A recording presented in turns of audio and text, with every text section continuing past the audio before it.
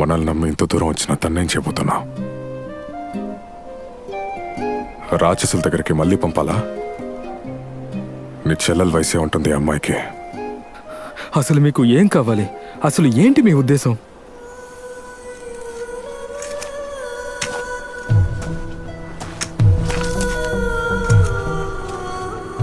నాకు వాడు కావాలి. వాడు ఇక్కడెక్కడ ఉన్నాడు. వాడి మరణం నేను చూడాలి. మరణమా? ఎవరిది? ఇదిగో, తన్ని పాడు చేసి వీధులు పడేసిన వాడు. తన్ని మాత్రమే కాదు, ఇంకా ఎంతో మంది అమ్మాయిని. దానివల్ల మీకేంటి సమస్య? నేను వాడిని వెతుకుతున్నది నా కూతుర్ని పాడు చేసినందుకు. మీ కూతురునా?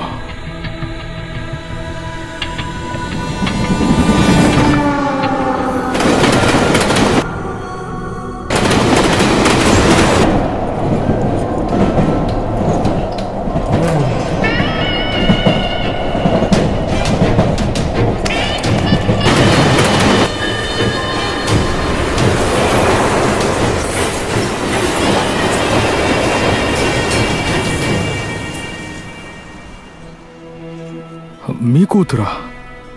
అందరికీ తను కొద్ది రోజులకి మాట్లాడుకోవటానికి ఒక సెన్సేషనల్ న్యూస్గా మాత్రమే ఉండింది. వాణ్ణి నా చేతులతో చంపేయాలి.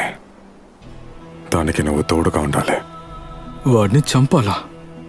చంపాలని ఎవరు చెప్పారు? నువ్వు నాతో పాటు ఉంటే చాలు. అది నేనే చేయాలి. కానీ దానికెందుకు నేను? 10,000 సుపారీ ఇచ్చి ఎవరిని చంపమంటే వాళ్ళని చంపే ఈ కాలంలో ఇంత డబ్బులు ఖర్చు పెట్టి నన్నెందుకు మీతో పాటు తీసుకొచ్చారు? నేను చేర్చుకోలేదు. తెలుసో తెలియకో నువ్వే నా దగ్గరికి వచ్చావు. కోర్టు అతన్ని విడుదల చేసిన తర్వాత నేను ముందు వెళ్ళింది ఆ కేసుని విచారించిన పోలీస్ ఆఫీసర్ దగ్గరికి. మిస్టర్ ఆంధ్రపర్, జోర్జ్ కుర్షి ఆంధ్రపర్. మిస్టర్ ఆంధ్రపర్, నేను ఈ కేసు విషయంలో ఏమీ చేయలేను. నేను ముందే చెప్పాను కదా, సంఘటన జరిగిన ఆ రోజు రాత్రి మేము అతన్ని పట్టుకున్నాం. బెయిల్ దొరికితే అతను ఎవరికీ చిక్కకుండా పోతాడన్న విషయాన్ని ప్రాసిక్యూషన్ న్యాయస్థానంలో అప్పుడే చెప్పింది. కానీ ప్రయోజనమే లేదే. కోర్టులో లాయరు నిందితుడిని గెలిపించాడు కదా, మనమేం చేయగలం? ఊర్లో ఉన్న అందరు అన్నయ్యలు ఇలా చేస్తే ఇంక మాకేంట్రా పని? డైలాగ్ అంతా ఏం కాల్చారు? అదే నిజం. ఉన్నది చెప్తున్నావా?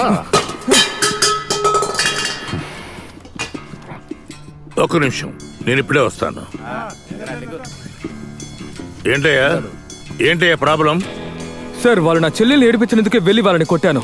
ఇప్పుడు మేము లోపల ఉన్న వాళ్ళు బయట తిరుగుతున్నారు. మీరేం చేయరని కూడా నాకు బాగా తెలుసు.